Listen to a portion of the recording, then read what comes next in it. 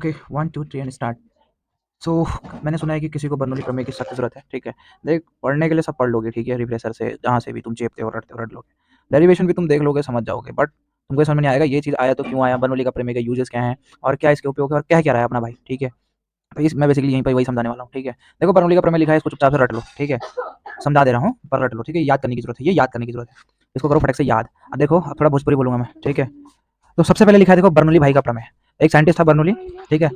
एक साइंटिस्ट था बर्नौली, उसने जो है कि एक प्रमेय दिया था, एक थ्योरी दी थी, ठीक है, थ्योरम दिया था, जिसको हम कहते हैं बर्नौली थ्योरम, ठीक है। तो अपने भाई बर्नौली ने क्या कहा, बर्नौली ने कहा जब कोई आदर्श द्रव, अभी देखो जब कोई आदर्श द्रव यानी कि ये मैं बताऊं नहीं बताऊंगा, पहले से पढ़ के आना था ना, फिर भी बता देता हूँ। आदर्श द्रव वह द्रव होता है जो आसायन होता है तथा असंपीड्य होता है, मतलब कि जिनके परतों के बीच कोई भी घर्षण बल न लगे, आसायन तथा जो असंपीड्य हो, ठीक है, कंप्रेसिबल ना हो, ठीक है। तो ऐसे को हम लोग क्या कहते हैं, आदर्श द्रव। तो इतना बुद्धि ना चमकाते हुए सीधा सीधा बस आदर्श द्रव समझो। जब कोई आदर्श द्रव किसी नली में धारा रेखीय प्रवाह से प्रवाहित होती है तो उसके मार्ग के प्रत्येक बिंदु पर इसके प्रति एकांक आयतन की कुल ऊर्जा अर्थात दाब ऊर्जा, गतिज ऊर्जा, स्थिति ऊर्जा का योग नियत रहता है। कुछ समझ में आया? नहीं चमका? चलो अभी चमकाता हूँ। देखो मैं तुमसे पहले एक चीज जानना चाहता हूँ, रेखे यार, यहाँ रेखे होना चाहिए। मैं एक चीज जानना चाहता हूँ, ये बताओ, सपोज अगर कोई, सपोज, ठीक है,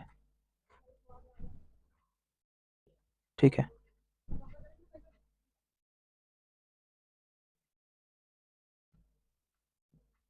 हम्म, ठीक है। सपोज ये कोई नली है, क्या है, नली है, ठीक है। इसमें कोई पानी बह रहा है, ठीक है, ऐसे पानी बह रहा है, ठीक है, मान लेते हैं ये नली है ना। देखो अब समझो, अब मैं समझा रहा हूँ, ठीक है, समझो इस चीज को, समझो मैं क्या कहना चाह रहा हूँ। मान लिया कोई नली है, ठीक है, ये नली है, ठीक है। इसमें कोई आदर्श द्रव बह रहा है, कौन सा द्रव बह रहा है, आदर्श द्रव बह रहा है, ठीक है, आदर्श द्रव, कौन सा द्रव, आदर्श द्रव बह रहा है। अब एक बात बताओ, अब इस नली में कोई पूछ देगा कि जब नली में कोई पानी बहता है तो उस जल में कौन कौन सी ऊर्जा होती है, तो क्या कहोगे, कौन कौन से कितने प्रकार की ऊर्जा है, जरा मेरे को इसमें बताना था तुम लोग। देखो सबसे पहले तो आप देखो, यहाँ दाबांतर के कारण ये धारा रेखीय प्रवाह में बह रही है, तो इसमें क्या है, दाब ऊर्जा है, ठीक है। लॉजिक के साथ चलो ना, दूसरा समझो जरा। चूंकि पानी बह रही है, प्रवाहित है, गति कर रही है, यहाँ पर क्या कर रही है, पानी गति कर रही है, तो गति कर रही है तो इसमें गतिज ऊर्जा होगी, ठीक है, गतिज ऊर्जा, ठीक है, दूसरी ऊर्जा हो गई। और तीसरी देखो, ये पृथ्वी तल से कुछ एच ऊंचाई पर, यानी एक विशेष स्थिति पर है, ठीक है, एक विशेष स्थिति पर है, ये जो नली है एक विशेष स्थिति पर है, तो पानी जो इसके अंदर बह रहा है उसके अंदर एक ऊर्जा होगी, एक और स्थितिज ऊर्जा, क्योंकि वो एक विशेष स्थिति पर बह रही है, तो स्थितिज ऊर्जा, ठीक है। तो इसके अंदर दाब ऊर्जा, गतिज ऊर्जा, स्थितिज ऊर्जा, ये तीनों ऊर्जा है। तो हमारे बर्नौली भाई साहब क्या कहना चाह रहे हैं, वो छोटी सी बात कह रहे हैं कि इन तीनों का योग प्लस, हाँ, एडिशन, इन तीनों का योग क्या होगा, कांस्टेंट होगा। हर पॉइंट जो एकांक आयतन है, हर एक पॉइंट के लिए, एक पॉइंट के लिए, जल के एक एक पॉइंट के लिए, ठीक है। नहीं समझा? चलो यहाँ पर ये नहीं समझना था, यहाँ पर मैंने ये इसलिए इतनी, अबे यहाँ पर मैंने इसलिए ये सब बताया क्योंकि मैं ये बताना चाह रहा था कि एक जो कई जल है नली में जब बहती है तो उसके अंदर तीन प्रकार की ऊर्जा होती है। दाब ऊर्जा, क्योंकि पानी बह रही है गति में, तो गतिज ऊर्जा, एक विशेष स्थिति पर है तो उसके अंदर स्थितिज ऊर्जा। दाब ऊर्जा, गतिज ऊर्जा, स्थितिज ऊर्जा, ठीक है, समझ गए? ये तो बेसिक सी बात थी जो मैं समझाना चाहता था, ठीक है। लेकिन अब आएगा मेन पॉइंट, अब यार हट। हाँ ठीक है, अब समझो जो मैं समझाना चाह रहा हूँ। मेन बर्नौली का देखो, जब कोई आदर्श द्रव, मान लेते हैं इसके अंदर कोई आदर्श द्रव किसी नली में धारा रेखीय प्रवाह से प्रवाहित होती है, धारा रेखीय प्रवाह से प्रवाहित हो रही है, तो उसके मार्ग के प्रत्येक बिंदु पर, अब देखो इस पाइप के मार्ग पर, ठीक है, ये मार्ग है ना, तो उसके प्रत्येक बिंदु पर, उसके प्रत्येक बिंदु पर, ठीक है, इसके प्रति एकांक आयतन की, किसके, जल की, जो द्रव बह रहा है उसका कुछ ना कुछ आयतन होगा द्रव का, तो हम ले रहे हैं यहाँ per unit, unit volume. Unit volume मतलब कि एकांक आयतन, एकांक आयतन मतलब कि सिंगल, एक आयतन, ठीक है, एक आयतन, हम ले रहे हैं एक आयतन। तो एक आयतन जो पानी की है उसकी जो कुल ऊर्जा है, कुल ऊर्जा यानी कि उसके अंदर कौन कौन सी ऊर्जा है, दाब ऊर्जा है, गतिज ऊर्जा है और स्थिति ऊर्जा है, इनका योग, एडिशन, ठीक है, इनका योग नियत रहता है। हम ये कहना चाह रहे हैं, ठीक है। बर्नौली का प्रमेय समझ गए? बर्नौली भाई साहब हमारे ये कहना चाह रहे हैं, अगर मैं इसको अपने देसी लैंग्वेज में बोलूं तो बर्नौली भाई बस ये कहना चाह रहे हैं कि जब किसी नली में हम लोग आदर्श द्रव को धारा रेखीय प्रवाह से प्रवाहित करते हैं, ठीक है, तो उसके मार्ग के, यहाँ से इंपॉर्टेंट आता है, तो उसके मार्ग के प्रत्येक बिंदु पर, हर एक बिंदु पर इसके प्रति एकांक आयतन की, यानी पानी के एक एक आयतन की कुल ऊर्जा, यानी कि दाब ऊर्जा, गतिज ऊर्जा, स्थिति ऊर्जा का योग नियत रहता है, वो कहना चाह रहा है। तो देखो दाब ऊर्जा पी हो गया, गतिज ऊर्जा हाफ रो वी स्क्वायर हो गया और स्थिति ऊर्जा रो जी एच हो गया बराबर कांस्टेंट, ठीक है, समझ गया? यानी हर एक पॉइंट की जो कुल ऊर्जा है ना, उनका योग नियत रहेगा, यानी हर एक पॉइंट पे दाब ऊर्जा है, हर एक पॉइंट पे गतिज ऊर्जा है, हर एक पॉइंट पे स्थिति ऊर्जा है, उनका जो एडिशन है, योग है, वो ऑलवेज कांस्टेंट होगा, ठीक है, नियत रहेगा, बदलेगा नहीं हर एक पॉइंट पे। यहाँ पर अगर इतना है तो यहाँ वाले पॉइंट पे भी वो इतना ही रहेगा, यहाँ पर इतना है तो हर पॉइंट पे उसकी, उनका योग हमेशा क्या रहेगा, सेम रहेगा। बर्नौली भाई साहब हमारे ये कहना चाह रहे हैं, ठीक है। आई होप आपको समझ में आ गया हो, ठीक है। तो बर्नौली भाई ने जो कहा वो ये कहा, P plus half rho V square plus rho G H is equal to constant, P दाब ऊर्जा, हाफ रो वी स्क्वायर गतिज ऊर्जा plus rho G H is स्थिति ऊर्जा इज इक्वल टू कांस्टेंट, नियत रहता है, ठीक है। ये सिद्ध करना है हमने, ये क्वेश्चन सिद्ध करनी है, तो इसको प्रूव कर लेते हैं, ठीक है। प्रूफ करने के लिए हमने एक बनाना है डायग्राम, ठीक है। देखो मैंने डायग्राम चाहता तो मैं पहले से भी यहाँ रख सकता था, लेकिन आपको सिखाना है, ठीक है, डायग्राम बनाना, तो कोई बड़ी बात नहीं है। ऐसा करो, देखो एक ऐसे नली बना लो, ठीक है, ठीक है। इसका जो ये वाला पहला वाला मुंह है थोड़ा मोटा बनाओ और दूसरा वाला मुंह थोड़ा छोटा बनाओ। ठीक है, बना दिया। अब यहाँ पर एक काम करो, ये हो गई पृथ्वी तल। ठीक है, अबे आना वे भैंस की आंख, पृथ्वी तल। ठीक है, ठीक है, हो गया। ठीक है, ठीक है, हो गया। अब ठीक है, ये भी हो गया, ये भी हो गया। अब चलते हैं। देखो, ये एक नली है। नली कैसी बनानी है? आगे से मोटी, नीचे से थोड़ी छोटी। थोड़ा यहाँ पर सही कर लेते हैं, ठीक है, समझने के लिए। इसको हम ऐसा कर लेते हैं, थोड़ी और पतला कर लेते हैं। ठीक है। अरे ये तो कुछ और ही बन गया यार। हाँ ठीक है, अब लग रहा है। अब देखो, आपने एक नली बना ली। ठीक है, नली, ठीक है, नली पाइप। इसका एक सिरा मान लिया एक्स, एक सिरा मान लिया वाई। ठीक है, जो बड़ा वाला सिरा है उसको एक्स मान लिया, जो छोटा वाला सिरा है उसको वाई मान लिया। देखो, ये वाला हिस्सा थोड़ा मोटा है, ये वाला हिस्सा थोड़ा पतला है। ठीक है, और ये हमारी जो ये नली है, ये पृथ्वी तल है। ये क्या है यहाँ पर? पृथ्वी तल है। तो पृथ्वी तल से जो एक्स सिरा है नली का, वो h1 ऊंचाई पर है। देखो ना, ज्यादा है ना। यहाँ से देखो, एक्स सिरे की जो ऊंचाई है पृथ्वी तल से, वो थोड़ी वाई सिरे की ऊंचाई से ज्यादा है, इसलिए हमने इसकी हाइट को h1 लिया और वाई की हाइट को हम ले लेते हैं h2। ठीक है, अब चूंकि इसके अंदर दाब ऊर्जा यानी दाब है, तो जो इसके अंदर पानी बह रहा है, ठीक है, पानी बह रहा है ना इसके अंदर, ऐसे करके पानी बह रहा है, तो उसकी एक्स सिरे पर जो दाब है वो pv1 हो जाएगा। और चूंकि यहाँ पर आयतन की बात है, तो आयतन यहाँ पर a1 हो जाएगा एक्स सिरे पर पानी का, और पानी का वेग यहाँ पर हो जाएगा v1। और जब पानी यहाँ से निकल रहा है बाहर, तो वाई सिरे से जब बाहर निकल रहा है, तो वहां पर उसका दाब हो जाएगा P2। यहाँ पर इसका एरिया हो जाएगा इसका A2, और इसका जो पानी का वेग हो जाएगा वो V2 हो जाएगा। ठीक है, समझ में आ गया? बन गया, हो गया ना। और यहाँ पर पानी बह रहा है तो पानी का घनत्व भी होगा, तो पानी के घनत्व को हम लोग रो से दर्शाते हैं, रो बराबर पानी का घनत्व। ठीक है, हो गया। ये इमेज बन गई। हमने क्या किया, एक नली बनाई, आगे से थोड़ा उसका मुंह बड़ा रखा और यहाँ नीचे नीचे जाते जाते वो पतली होती गई। एक्स सिरे पर उसका मुंह चौड़ा है, वाई सिरे पर उसका मुंह छोटा है, और एक्स सिरा जो है कि पृथ्वी तल से h1 ऊंचाई पे है, ज्यादा ऊंचाई पर है, और वाई सिरा जो है हमारे पृथ्वी तल से h2 ऊंचाई, थोड़ी कम ऊंचाई पर है, पर ऊंचाई पर है। ठीक है, एक्स सिरे पर जो है कि द्रव का दाब P1, और एक्स सिरे पर द्रव का जो इसका वो एरिया है वो A1, और यहाँ पर जो पानी बह रहा है उसका वेग V1। ठीक है, और जब वो पानी निकल रहा है तो वो V2 वेग से निकल रहा है। यहाँ पर एरिया कम हो गया इसलिए A2, और यहाँ पर जो है कि जो प्रेशर है वो P2। ठीक है, हो गया। चलो, ये था हमारा ड्रॉ समझना। ठीक है, ड्रॉ इंपॉर्टेंट है, बना लेना। ठीक है, कुछ नहीं, P1 A1 V1, P2 A2 V2, x सिरा वाई सिरा H1 H2। ठीक है, और नली और रो बराबर घनत्व, ये हमने ऐसे ड्रॉ बना दिया। अब आगे चलते हैं। देखो, आप प्रूफ करने के लिए हमें लिखना पड़ता है माना, वो सब मैं नहीं बनाऊंगा क्योंकि वीडियो लंबी हो जाएगी। अगर आपने लिखना है तो आप लिख लेना, एग्जाम में लिखना जरूरी है। माना एक नली जिसमें कोई आदर्श द्रव धारा रेखीय प्रवाह से प्रवाहित हो रहा है, तथा एक्स सिरे पर उसका दाब P1 तथा क्षेत्रफल A1, तथा वह v1 वेग से बह रहा है, तथा वाई सिरे पर उसका दाब P2 तथा एरिया A2, तथा वाई सिरे पर उसका वेग V2 है, तथा एक्स सिरा पृथ्वी तल से h1 ऊंचाई तथा वाई सिरा पृथ्वी तल से h2 ऊंचाई पर है, पानी का घनत्व रो है। ठीक है, जो आपने इमेज बनाया उसके बारे में लिखना है। ठीक है, माना करके। ठीक है, हो गया। अब एक चीज बताओ, मैं आपसे पूछता हूँ, अगर एरिया कम होगा तो वेग बढ़ेगा। क्या होगा? वेग बढ़ेगा। इस बात को मानते हो कि नहीं मानते हो? बढ़ेगा। अरे नहीं मानते हो तो देखो, आपके घर में पाइप होगा, ठीक है, पानी का नल बढ़ा, नल मतलब नल पे उसको लगाना और उसके बाद पाइप को लगाना, और पाइप है ना, तो पाइप जैसे पानी बह रहा है, अभी बह रहा है, ठीक है, बह रहा है, नॉर्मल स्पीड से बह रहा है, उसका वेग अभी नॉर्मल है। उसके बाद क्या करना, आप उंगली लगा के ना उसका एरिया बंद कर देना हल्का। ठीक है, थोड़ा सा खोले रखना। देखो, आप पानी का वेग बढ़ जाएगा, पानी स्पीड से आगे जाएगी, जाएगी कि नहीं जाएगी? ठीक है, और बहुत दूर तक जाएगी, क्योंकि वेग बढ़ गया तो दूर तक जाएगी। तो वेग क्यों बढ़ा? जहां एरिया कम वहां वेग बढ़ेगा, और जहां एरिया ज्यादा वहां वेग कम हो जाएगा। ठीक है, इस बात को आप याद रखना। तो मैं इससे अगर आपसे पूछूं, एक्स सिरे पर एरिया ज्यादा बड़ा है, इसका मतलब पानी का वेग कम है, इसलिए हमने V1 लिया। वाई सिरे पे एरिया कम है, देखो छोटा है ना, ये देखो एरिया छोटा हो गया, तो यहाँ पर पानी का वेग ज्यादा है V2। ठीक है, इतना समझ गए आप लोग? ठीक है, नॉर्मल सी बात थी। अब करते हैं प्रूफ, कर लेते हैं भाई प्रूफ। ठीक है, देखो, सबसे पहले हम निकालेंगे एक्स सिरे पर प्रवेश करने वाले द्रव द्रव द्वारा 1 सेकंड में तय की गई दूरी, ये निकालो आप पहले। क्यों निकाले अभी पता चल जाएगा, पहले आप निकालो। क्या मैंने क्या कहा, एक्स सिरे पर प्रवेश करने वाले द्रव द्वारा 1 सेकंड में तय की गई दूरी। ये जो एक्स सिरा है उसमें 1 सेकंड में जो ये पानी बह रहा है वो कितनी दूरी तय करेगा, ये कहने का मतलब है। तो वही स्पीड इज इक्वल टू क्या होता है, लेकिन यहाँ पर वेलोसिटी है, मैं स्पीड से बता रहा हूँ। Speed is equal to distance upon time. कई लोग अब सीधा रट्टा मार के लिख देते हैं, लेकिन उनको लॉजिक नहीं पता होता है। Speed is equal to distance upon time, तो डिस्टेंस इज इक्वल टू क्या हो जाएगा, distance is equal to speed into time. Speed into time, speed वहां चले गया, ठीक है, डिस्टेंस यहाँ आ गया। ठीक है, अब डिस्टेंस इज इक्वल टू क्या हो जाएगा, फिर अब रख देते हैं वैल्यू। यहाँ पर पानी का वेग कितना है, v1, स्पीड ये है ना, वेलोसिटी v1। ठीक है, तो v1 गुणा गया टाइम कितना देर का, देखो यहाँ 1 सेकंड, 1 सेकंड में निकालना है, तो 1 सेकंड। ठीक है, तो डिस्टेंस बराबर क्या हो जाएगा, डिस्टेंस बराबर हो जाएगा v1 गुणा गया v1 बराबर v1 ही तो आएगा, किसी चीज को 1 से गुणा करो तो वही आना है, तो v1। ठीक है, तो हम कहेंगे अथवा एक्स सिरे पर प्रवेश करने वाले द्रव द्वारा 1 सेकंड में तय की गई दूरी v1 है। ठीक है, ये दूरी है उसकी, ये हमने निकाल दिया। ठीक है, और खाली हमने ऐसे नहीं निकाला, हमने देखा कि कैसे आया। ठीक है, रिफ्रेशर में सीधा लिखा है v1। ठीक है, अब मैंने बता दिया वहां पर v1 क्यों है। ठीक है, अब देखो हम निकालते हैं बल, यहाँ पर बल। ठीक है, अब एक चीज रुको, हाँ ये कहाँ है, ठीक है बैक में ही चलता हूँ।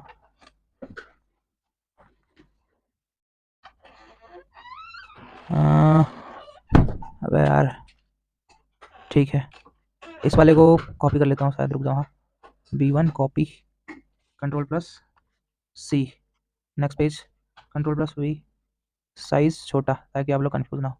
ठीक है ठीक है, तो V1 आ गया। ठीक है, इस हिसाब से अगर हम कहेंगे y सिरे पर, अगर मैं कहूँ y सिरे पर 1 सेकंड में बाहर निकलने वाले द्रव द्वारा तय की गई दूरी, तो आपको पता है वहां पर क्या हो जाएगा, V2 इंटू 1 हो जाएगा, तो बराबर V2 आएगा। ठीक है, इसीलिए यहां से जो पानी बाहर निकलेगा वो 1 सेकंड में उसके द्वारा तय की गई दूरी V2 हो जाएगी। ठीक है, ओके, कॉमन सी बात है।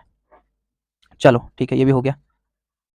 ठीक है, अब मुझे एक चीज कोई बताओ, हमको निकालना है बल, x सिरे पर बल बराबर, ठीक है हमने बल निकालना है, तो बताओ दाब बराबर क्या होता है, बल बटे क्षेत्रफल। ठीक है, बल बटे क्षेत्रफल, दाब की परिभाषा क्या है, किसी वस्तु के एकांक क्षेत्रफल पर लगने वाले बल को दाब कहते हैं। ठीक है, तो दाब बराबर बल बटे क्षेत्रफल, तो बल बराबर क्या हो जाएगा, बल बराबर वही दाब गुणा गया क्षेत्रफल। ठीक है, अब यहाँ देखो कुछ चीज नजर आएगी, एक्स सिरे पर निकाल लें हम, एक्स सिरे पर दाब कितना है P1 है। ठीक है, तो बराबर दाब बराबर हो जाएगा P1 इंटू एक्स सिरे पर क्षेत्रफल कितना है A1। ठीक है कि नहीं है, एरिया कितना है A1 है ना, तो A1, तो F बल को F से दर्शाते हैं, F बराबर क्या हो जाएगा P1 इंटू A1, तो F बराबर P1 A1। ठीक है, हो गया।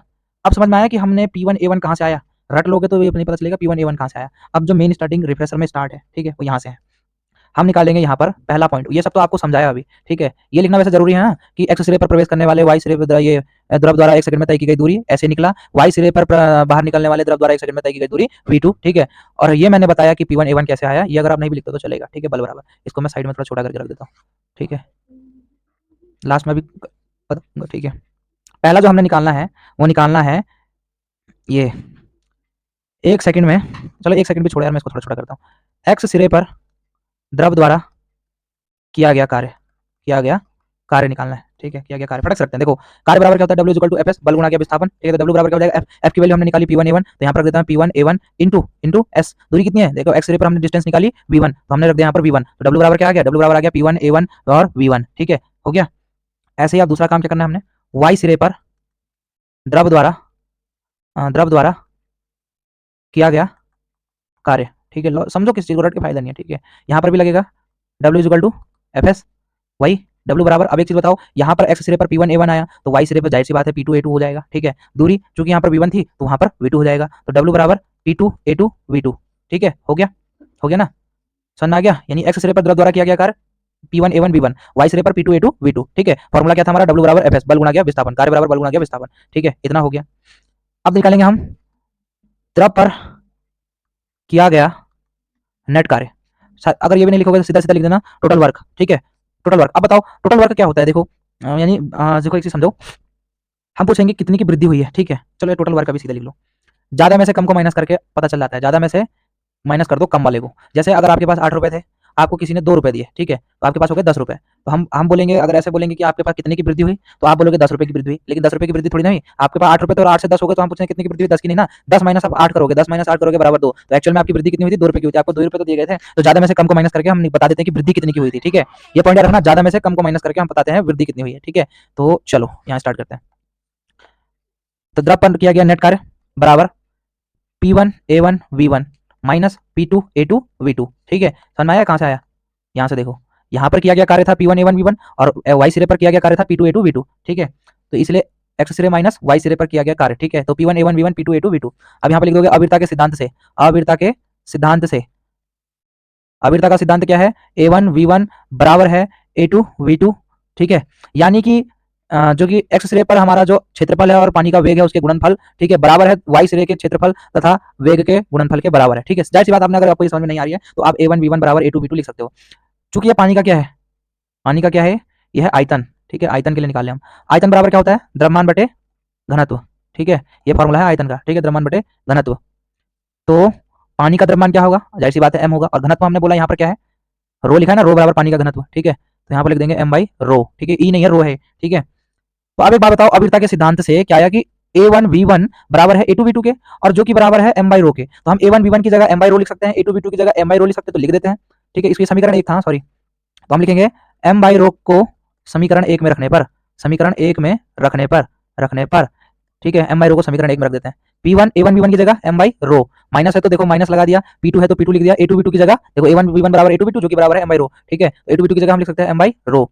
अब यहाँ पर देखो एम बाई रो इधर भी है, एम बाई रो इधर भी है, कॉमन ले सकते हैं, ठीक है, तो बचेगा क्या P1 माइनस P2, तो P1 माइनस P2 कॉमन ले लिया हमने एम बाई रो, ये बन गई हमारे पास इक्वेशन 2, ठीक है, समझ में आ गया। अब आगे चलते हैं, अब हमने निकालना क्या है, देखो अभी तक का सिद्धांत भी हो गया, ये भी निकल गया, ठीक है। ये आ गया आपका द्रव पर किया गया नेट कार्य, ये क्या हो गया, नेट कार्य, ठीक है, नेट कार्य हो गया, ठीक है, द्रव पर किया गया नेट कार्य। अब निकालेंगे हम एक्स सिरे पर गतिज ऊर्जा। देखो गतिज ऊर्जा का फॉर्मूला क्या होता है, हाफ एम वी स्क्वायर, यही होता है ना, हाफ एम वी स्क्वायर, लेकिन एक्स सिरे पर जो वी है वो आप देख रहे हो वी वन है, इसलिए हम एक्स सिरे पर लिख देंगे, एक्स सिरे पर क्या, एक्स सिरे पर गतिज ऊर्जा कितनी है आपकी, वो बराबर है half M V one square, V one क्यों लिया हमने, वैसे तो गतिज ऊर्जा का formula half M V square, लेकिन वी वन इसलिए लिया क्योंकि एक्स सिरे पर उसका वेग वी वन है। ऐसे हम लिख देंगे वाई सिरे पर गतिज ऊर्जा, गतिज ऊर्जा बराबर वही half M V two square, V two square क्यों किया, क्योंकि यहाँ पर देख पा रहे हो आप लोग, यहाँ पर पानी का वेग क्या है वी टू है, ठीक है, इसलिए। अब भाई निकालो कुल ऊर्जा में वृद्धि, कुल ऊर्जा में वृद्धि कितनी हुई, वही ज्यादा में से कम को घटाओ, तो half M V two square minus half M V one square. हमने ऐसा क्यों किया, देखो जो वी टू स्क्वायर मतलब हमने V two square minus half M V one square किया, क्योंकि ज्यादा में से कम को घटाते हैं, और मैंने कहा था यहाँ पर क्षेत्रफल कम है तो वेग ज्यादा होगा, इसलिए हमने ज्यादा वेग वाले में से घटा दिया उस कम वेग वाले को, ठीक है, हो गया। अब यहाँ पर देखो हाफ एम यहाँ भी है, हाफ एम यहाँ भी है, तो हाफ एम कॉमन ले सकते हैं, ठीक है, हाफ एम कॉमन ले सकते हैं, बचेगा क्या हमारे पास, बचेगा हमारे पास half M V two square minus V one square, देखो हाफ एम कॉमन ले लिया, अब ये तो बचा V two square minus V one square, ठीक है, हो गया। अब निकालेंगे हम लोग एक्स सिरे पर स्थितिज ऊर्जा, स्थितिज ऊर्जा, ठीक है, देखो एक्स सिरे पर स्थितिज ऊर्जा, स्थितिज ऊर्जा का फॉर्मूला क्या होता है, एम जी एच, ये फॉर्मूला होता है, लेकिन आप देख रहे हो जो एक्स सिरे पर एच है वो एच वन है और वाई सिरे पर एच टू है, ठीक है, तो यहाँ पर हो जाएगा आपका बराबर एम जी एच वन, ठीक है। अब लिखेंगे वाई सिरे पर स्थितिज ऊर्जा बराबर एम जी एच टू, ठीक है, एम जी एच टू, एक वाई सिरे पर स्थितिज ऊर्जा एम जी एच टू हो जाएगा, क्योंकि अब देखो यहाँ पर हम लिखेंगे ऊर्जा में कमी, क्योंकि देखो यहाँ पर एच टू है ना, इसलिए कमी हुई है, क्योंकि हाइट देखो ज्यादा जाते क्या हो रही है, कम हो रही है, ठीक है, तो यहाँ लिखेंगे ऊर्जा में कमी जो कि बराबर हो जाएगा आपका M G H one minus M G H two, देखो एच वन ज्यादा बड़ा है और एच टू कम है, इसलिए H one minus H two किया हमने, देखो अब एम जी यहाँ भी है, एम जी यहाँ भी है, तो कॉमन ले सकते हैं, ले लेते हैं, तो हम ले लेंगे M G H one minus H two, ये हो गया टोटल, टोटल एनर्जी, ठीक है, एनर्जी, ओके। अब निकालेंगे हम लोग, क्या निकालना है, अब निकालेंगे हम किया गया नेट कार्य बराबर ऊर्जा में नेट वृद्धि, ठीक है, तो हम निकालेंगे द्रव्य में ऊर्जा की नेट वृद्धि, अब निकालेंगे हम नेट वृद्धि, नेट वृद्धि, नेट वृद्धि निकालेंगे, तो देखो ये आया था हमारा, क्या यहाँ गया रे, ये कहाँ गया, ये है ना, हाँ, तो half M V two square minus V one square, ठीक है, अब इसको माइनस कर दो जो आया, ठीक है, minus M G H one minus H two, ठीक है, समीकरण 3, ठीक है, अब लिखो समीकरण 2 व 3 से, 2 व 3 से, ठीक है, समीकरण 2 कहाँ है हमारा, वैसे तो मेरे को याद है पर मैं बता दूं आपके लिए, समीकरण 2 कहाँ निकाला था हमने, ये निकाला था ये, ठीक है, चलो चलते हैं, समीकरण 2 हमारा है P1 minus P two M by rho, ठीक है, बराबर समीकरण 3, समीकरण 3 ये रहा, ठीक है, वैसे तो मेरे को याद है, सीधा लिख देता हूँ, half M V two square minus, sorry sorry, half M V two square minus V one square minus M G H one minus H two, ठीक है।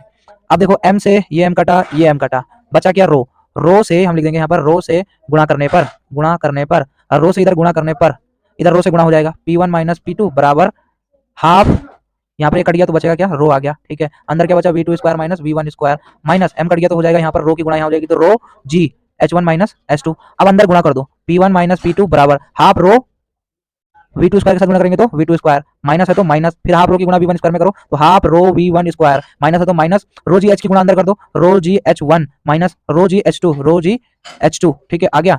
अब देखो ये माइनस पी टू है, उधर ले जाओ, माइनस वालों को इधर ले आओ, ठीक है, तो P one plus half rho V one square plus rho G H one is equal to P two plus half rho V two square plus rho G H two, ठीक है, देखो पी वन, देखो यहाँ पर P1 बराबर है P2 के, half rho V1 square है, half rho V1 V2 square, और रो GH बराबर रो GH2, ठीक है, देखो ये दूसरे एक दूसरे के बराबर है, इनका योग बराबर दूसरे सिरे के इन सब ऊर्जाओं के योग के बराबर है, तो हम P1 P2 की जगह डायरेक्ट ले सकते हैं, half rho V1 square rho V2 square की जगह सीधा हाफ रो V स्क्वायर लिख सकते हैं, रो GH1 की जगह रो GH2 की जगह सीधा सीधा रो GH लिख सकते हैं, ठीक है, तो हम लिखते हैं यहाँ पर P plus half rho V square plus rho G H is equal to constant. ये हो गया हमारा हेंस प्रूफ।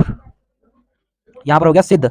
बर्नौली भाई साहब ने कहा था ना यहाँ पर, ठीक है, ये कहा था ना उन्होंने, ये प्रूफ करना था, तो ले हमने कर दिया प्रूफ, ठीक है। कहाँ गया रे, ये कर दिया प्रूफ, ठीक है। अब चलो इसको फटक से मैं बता देता हूँ पूरी राम कहानी, ठीक है।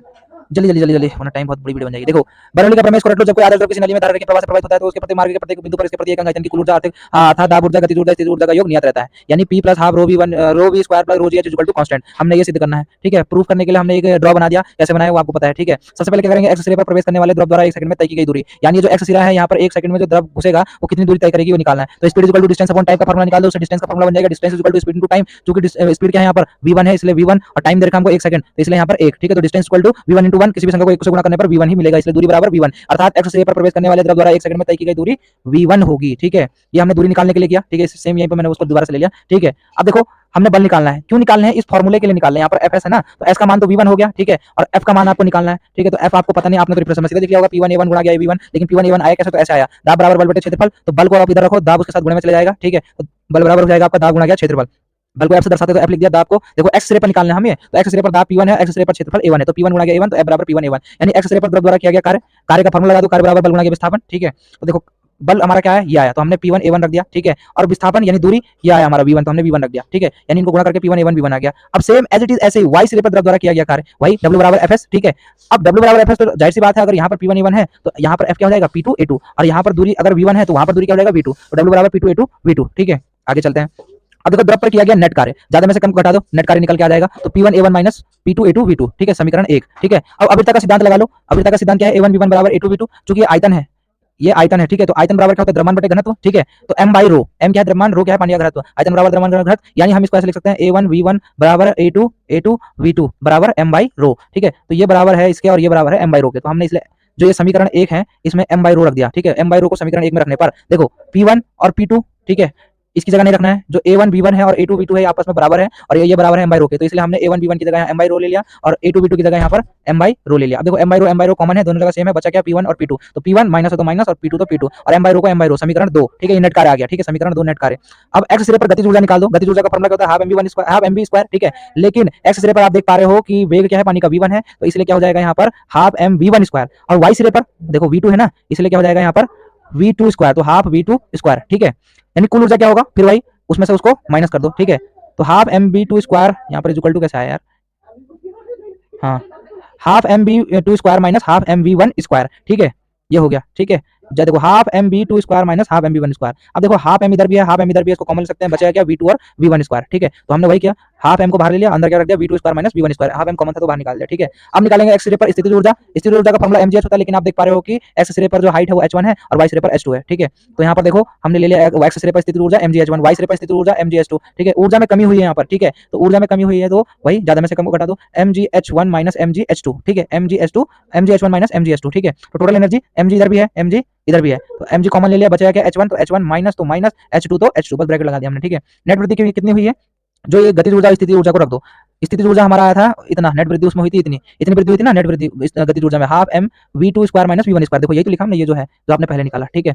माइनस कर दो स्थिति ऊर्जा को, स्थिति ऊर्जा में नेट वृद्धि कितनी हुई है, इतनी हुई है, तो mg h1 माइनस h2, समीकरण 3 निकल आया। फिर उसके बाद समीकरण 2 व 3 से, समीकरण 2 आपका ये है p1 minus p2 m by rho, ठीक है। तो देखो बराबर समीकरण 3 कहाँ गया, ये था आपका समीकरण 3, ठीक है, ये जो निकाला, तो समीकरण 3 रख दिया हमने यहाँ पर half m v2 square minus v1 square minus mg h1 minus h2, देखो यहाँ के m से ये वाला m कट गया और ये वाला m भी कट गया, ठीक है। अब रो से इधर गुणा कर दो, तो इधर हो जाएगा हाफ रो, ठीक है, यहाँ हो जाएगा रो जी, ठीक है। अब p1 माइनस p2 ऐसे ऐसे रहेगा, तो हाफ रो जी, ठीक है, बाकी एच सब वैसे ही है, ठीक है। अब देखो p1 माइनस p2, अब हाफ रो से अंदर गुणा कर दो, तो half rho v2 square minus तो माइनस, देखो माइनस ऊपर तो नीचे माइनस, हाफ रो से फिर हमने v1 स्क्वायर में गुणा कर दिया तो v1 स्क्वायर, माइनस तो माइनस, रो जी से हमने जो है कि अंदर h1 में गुणा कर दिया तो रो जी h1, रो जी से हमने जो है कि h2 में गुणा कर दिया तो रो जी h2, ठीक है। अब देखो माइनस p2, इस माइनस p2 को इक्वल टू को उधर को ले जाओ तो ये प्लस का p2 हो गया, ठीक है। अब देखो half rho v1 square minus का इधर लाएंगे तो प्लस, ठीक है, और माइनस के रो जी h1 है, इधर लाएंगे तो प्लस रो जी h1, ठीक है। p2 plus half rho v2 square plus rho G h, ये हो गया, यानी p1 और p2 हाफ रो v1 स्क्वायर और हाफ रो v2 स्क्वायर और रो जी h1 बराबर है एक दूसरे से, ठीक है। तो हम लिख सकते हैं p plus half rho v square plus rho G h equal to constant, यहाँ पर 1 2 हटा दिया हमने, यहाँ पर 1 2 हटा दिया हमने, यहाँ पर भी 1 2 हटा दिया, बस वैसे लिख दिया p plus half rho v square plus rho G h equal to constant, hence proved, ठीक है। ये हो गया आपका खत्म, तो हमने प्रूव कर दिया है, ठीक है। अब बर्नौली का थ्योरम मैं बता दे रहा हूँ, एक और यहाँ पर जोड़ लो आप। देखो बर्नौली भाई साहब यहीं पे खत्म नहीं हुआ है, ठीक है। यहाँ पर अगर आपको कल अगर एग्जाम में आता है वेग शीर्ष निकालने के लिए, ठीक है, गुरुत्व शीर्ष निकालने के लिए, और आता है क्या निकालने के लिए, दाब शीर्ष, ठीक है। यानी दाब शीर्ष, गुरुत्व शीर्ष और वेग शीर्ष अगर देगा तो कुछ नहीं करना है, आपने रो जी से भाग कर देना है। किसको? बर्नौली के जो इक्वेशन आई है, ठीक है, ये आई ना, ये इसको रो जी से भाग कर दो, ठीक है, कर देते हैं। देखो P plus half rho V square plus rho G H, ठीक है, इसको भाग दे देते हैं हम लोग रो जी से, ठीक है, इसको हम लिख देंगे डिवाइडेड बाई रो जी, तो हो जाएगा P बटे rho G plus half rho V square बटे rho G plus rho G H बटे रो जी। देखो P अपॉन रो जी ऐसे रहेगा, प्लस ऐसे रहेगा, रो से रो कटा, बचा क्या, हाफ वी स्क्वायर अपॉन जी, ठीक है, प्लस हाँ रो जी से रो जी कटा, ठीक है, बचा क्या एच। तो यही जो P प्लस ई जी है, ये है आपका दाब शीर्ष, क्या है, दाब शीर्ष। और ये half V two square upon G आपका ये हो गया आपका वेग शीर्ष, ठीक है, वेग शीर्ष। और ये जो एच है, ये एच है आपका, ये है आपका गुरुत्व शीर्ष, ठीक है, गुरुत्व शीर्ष, ये भी आ गया, ठीक है। इतना भी हो गया। और बर्नौली का प्रमेय क्या है? बर्नौली का प्रमेय और कह रहा है कि P is equal to 1 upon V, यानी जहां वेग बढ़ा वहां दाब घटेगा, दाब घटेगा, ठीक है। जैसे एग्जांपल के लिए देता हूं मैं आपको, वो कहना चाह रहा है अगर कहीं पर, हाँ आ गया बस में, वो कहना चाह रहा है जहां पर वेग बढ़ा, जैसे मैं एक चीज बताता हूँ, एक कोई ऐसे घर है ना, छत, तो उसके छत पे जो है कि क्या होता है, झोपड़ी है, ठीक है, झोपड़ी है, तो इसके ऊपर टीन की छत है, टीन की छत। अब देखो जब हवा चलती है तो कभी कभी टीन की छत उड़ जाती है, तो हवा चलने के कारण कैसे होती है मैं बताता हूँ। देखो ऊपर से जब हवा आती है ना बहुत तेज स्पीड में, तो यहाँ ऊपर का जो वायु दाब है, जो वायु है, वायु का वेग बढ़ जाता है, वेग बढ़ जाता है, तो वायु का वेग बढ़ जाता है तो यहाँ का दाब घट जाएगा, तो नीचे का वेग नहीं है तो नीचे का दाब क्या हो जाएगा, बढ़ जाएगा, तो नीचे से प्रेशर लगने के कारण टीन हवा में उड़ जाती है, ठीक है। यानी जहां वेग बढ़ेगा, ये है बर्नौली का थ्योरम, जहां वेग बढ़ेगा वहां दाब घटेगा, ठीक है। यही कारण है, जैसे देखो ट्रेन आती है ना, ठीक है, साइड में आप खड़े हो, ठीक है, खड़े हो, तो जब ट्रेन जाती है ऐसे, ठीक है, ट्रेन जाती है, ठीक है, तो अपने साथ वायु भी लेके आती है बड़ी स्पीड में, तो आगे वाले वायु, जो आपके आगे वाला वायु है उसकी स्पीड बहुत ज्यादा है, तो यहाँ पर दाब क्या हो जाएगा, कम हो जाएगा, तो इसका मतलब आपके जो पीछे से वायु है उसका दाब बढ़ जाएगा और आपको आगे की ओर धक्का लगेगा और आपका हो जाएगा राम नाम सत्य, ठीक है। इसी के साथ करते हैं टॉपिक को खत्म। धन्यवाद, और अच्छे से इसको समझ के कर लो, ठीक है, कैसे क्या हुआ नहीं हुआ मैंने सब चीज बता दिया है, ठीक है, कुछ ज्यादा ही बता दिया है। Thank you.